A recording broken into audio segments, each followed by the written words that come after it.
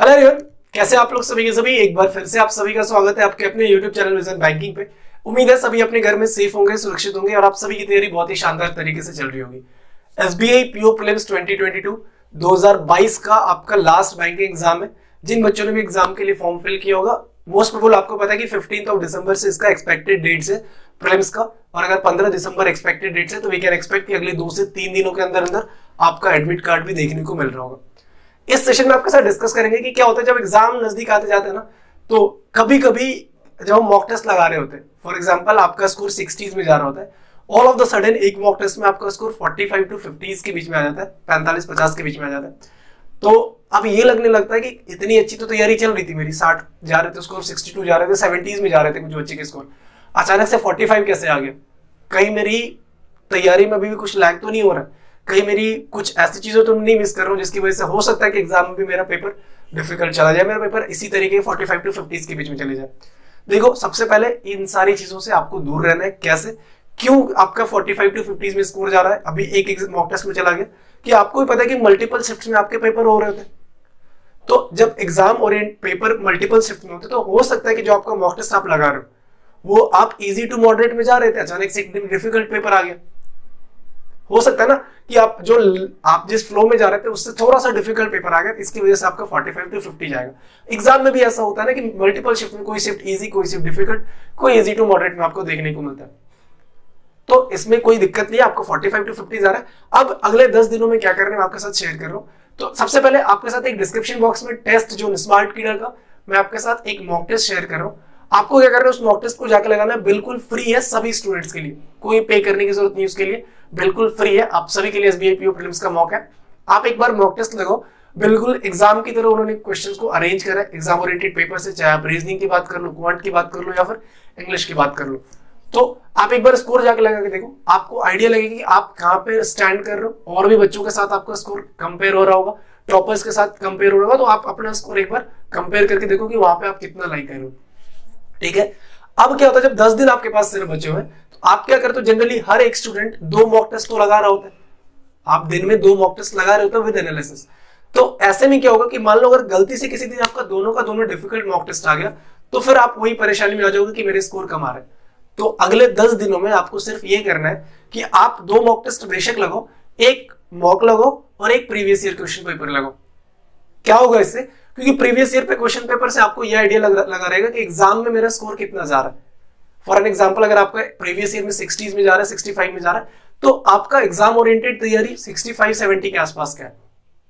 ठीक है, और एक मॉक टेस्ट साथ में लगाते जाओ सो दैट कि अगर डिफिकल्ट शिफ्ट भी आपके पेपर में आ जाए, नॉर्मलाइजेशन होता है आपको पता है, जरूरी नहीं है ना कि आप पे किस्मत मेहरबान और आपको इजी शिफ्ट मिल जाए, डिफिकल्ट शिफ्ट भी मिल जाए तो भी आप प्रिपेयर रहो कि आप 100% एक्यूरेसी ही बना रहे हो। उसमें भी जो एक्यूरेसी के साथ आप प्रीवियस ईयर क्वेश्चन पेपर को बना रहे हो, उसी एक्यूरेसी के साथ आप मेंटेन कर पा रहे हो किसको, जो आप मॉक टेस्ट लगा रहे हो। बेनिफिट होगा इसका नॉर्मलाइजेशन में, जिसकी एक्यूरेसी अच्छी रहती है। अटेम्प्ट में मत जाओ, 45-50 वाले भी अच्छे स्कोर है, 49 पॉइंट समथिंग स्कोर गया था ना प्रीलिम्स का आईपीएस पीओ कट ऑफ, वहां पे भी तो बहुत बच्चे 72 करके आए थे, 65 करके आए थे, 70s करके आए थे, नहीं हुआ सिलेक्शन, लेकिन 52 वाले बच्चों का भी सिलेक्शन हुआ। रीजन बिहाइंड दैट कि उनका शिफ्ट डिफिकल्ट आया था। पहली चीज तो आपको ये करना है कि जो मॉक टेस्ट लगा रहे हो वो, और एक साथ में प्रीवियस ईयर का पेपर लगाना है। दूसरी चीज जो आपको नहीं करनी है कि अब बैठ के कुछ नया टॉपिक उठा के सीखने मत बैठ जाओ। क्या होगा ऐसे में कि आप जल्दबाजी करोगे, क्योंकि 10 दिन का टाइम आप सोचोगे कितना जल्दी मैं उन चीजों को सीख लूं, तो एक तो आप उतनी जल्दी चीजों को कवर नहीं कर पाओगे जो आप एसबीआई पीओ के लिए आपके रिक्वायर्ड है। दूसरी चीज, उसका ड्रॉबैक क्या है कि जब आप अभी सीख रहे हो ना, तो आप जब नेक्स्ट टाइम 2023 में भी आप एग्जाम दोगे तो आपको ये लगेगा कि मैंने इस टॉपिक को तो अच्छे से पढ़ लिया था, लेकिन आपको भी पता है कि आपने जल्दबाजी में कैसे पढ़ा था उसको, कुछ इंपॉर्टेंट फैक्ट्स उसके छूट गए थे, कुछ आपने इंपॉर्टेंट उसके कॉन्सेप्ट मिस किए थे जल्दबाजी के चक्कर में, क्योंकि आपके पास टाइम कम था, आपने प्रैक्टिस ज्यादा करने की कोशिश करी थी और कॉन्सेप्ट छूट गया था। तो नेक्स्ट एग्जाम में भी जब आप बैठोगे तो भी आप उस टॉपिक को नहीं पढ़ोगे, क्योंकि आपने अपना माइंडसेट ये बना लिया होगा कि मैंने इस टॉपिक को कंप्लीट कर लिया। ठीक है, तो कोई नया टॉपिक लेने मत जाओ, आपने जितने टॉपिक्स पढ़े उसी को आप रैंडम प्रैक्टिस करने बैठो। आप ऑल्टरनेट क्वेश्चन ले लो, कि मतलब एक कोई भी प्रैक्टिस पेपर का क्वेश्चन ले लो कि जहां पे आपको देखे कि एक प्रॉफिट एंड लॉस का क्वेश्चन है, नेक्स्ट क्वेश्चन उसी में आपको SIC का दिख रहा है, उसका next question time speed distance का दिख रहा है। रैंडम क्वेश्चन से बेनिफिट होगा कि एग्जाम में आपके पास ऐसा तो नहीं कि टॉपिक वाइज बता देगा कि पहले परसेंटेज आएगा फिर प्रॉफिट एंड लॉस, आपको रैंडम क्वेश्चन मिलेगा। तो आपको जब आप रैंडम क्वेश्चन देखोगे तो आप अरेंज करना सीख जाओगे कि आपको पहले कौन सा क्वेश्चन अटेम्प्ट करना है फिर कौन सा क्वेश्चन अटेम्प्ट करना है। ठीक है, तो नए टॉपिक्स नहीं सीखने हैं, जितने पुराने टॉपिक्स आपने कवर करे हुए हैं, जितने आप कॉन्सेप्ट के साथ सीखे हुए हैं, आपको उसी पे प्रैक्टिस अभी करनी है। थर्ड थिंग, ये सबसे इंपॉर्टेंट चीज है, आपको डेफिनेटली हर एक स्टूडेंट को ये करना चाहिए। आप चाहे एग्जाम में बैठ रहे हो नहीं बैठ रहे हो, आप 2023 के लिए तैयारी कर रहे हो, 2022 SBI PO में, SBI क्लर्क मेंस की तैयारी कर रहे हो, सबको ये चीजें करनी चाहिए। आपको सिलॉक्स इनइक्वालिटी, आपको स्पीड मैथ्स, ये दो टॉपिक ऐसे हैं आपके, क्वांट में ले लो तो स्पीड मैथ्स और सिलॉक्स इनइक्वालिटी, आपको डेली का प्रैक्टिस करना है। और डेली का प्रैक्टिस करने का मतलब कुछ स्टूडेंट होंगे जो 20 प्रैक्टिस करेंगे, कुछ बच्चे होंगे जो 15 प्रैक्टिस कर रहे होंगे, कुछ 10 में भी अपने खुश होंगे।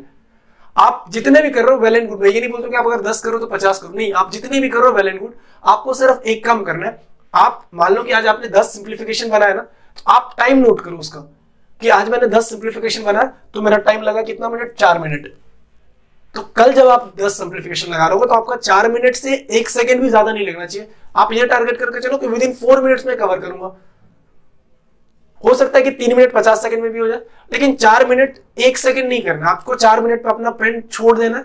आपने भले 8 क्वेश्चन करे या 9 क्वेश्चन करे, आपको टाइम के अकॉर्डिंग चलना पड़ेगा। आपके पास टाइमर है, टाइमर तो 20 मिनट का फिक्स्ड ही है। अब आपको उस टाइमर में 20 मिनट में कैसे कैसे कवर करना है वो चीजें आपको देखनी पड़ेंगी।